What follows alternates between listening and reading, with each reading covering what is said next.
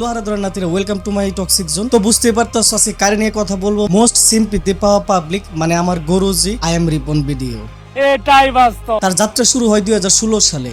2019 সালের দিকে সে most viral হয়ে যায়। হঠাৎ করে কই জানি গায়েব হয়ে যায়, আবার বাইরে আহে 2022-23-এর দিকে নতুন একটা রূপে ফিরে আসে। আইসাই সবার মন জয় করে নেয়, কিন্তু ক্যাঠাই জানতো যে তার মুখের মধ্যে অন্তরের বীজ যে থাকবে। দুদিন আগে সে একটা পোস্ট করে যে তার ফ্যামিলি অশিক্ষিত, তারা অনেক কিছু বুঝে না, অনেক কিছু জানে না, ভুলভাল সাংবাদিকরা আইসা তাতে ইন্টারভিউ নাই। এই পোস্টটুকু দেখার পরে সবারই খারাপ লাগছে, আমার নিজেরও খারাপ লাগছে। কিন্তু এটিএন বাংলা নিউজ দেখার পর তার প্রতি আর বিন্দু মাত্র ভালোবাসার আবেগ কোনো কিছু আর কাজ করলো। মানে মানুষ ভাইরালের নেশায় যে আর কি কি যে করতে পারে, আর তার জায়গা যখন বড় হয়ে যায় তখন সে আসলে অমানুষ হয়ে যায়। অনেক কষ্ট লাগে, মনে খুব কষ্ট করে মানুষ করছি, কিন্তু এখন পরিচয় দিতে না।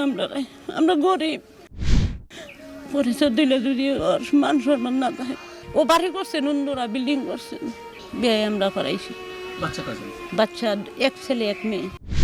আপনাদের খোঁজ খবর নাই? আর পুরো খোঁজ খবর না, বরং পোষণ খোঁজ খবর নেই না, এমন খোঁজ খবর নেই।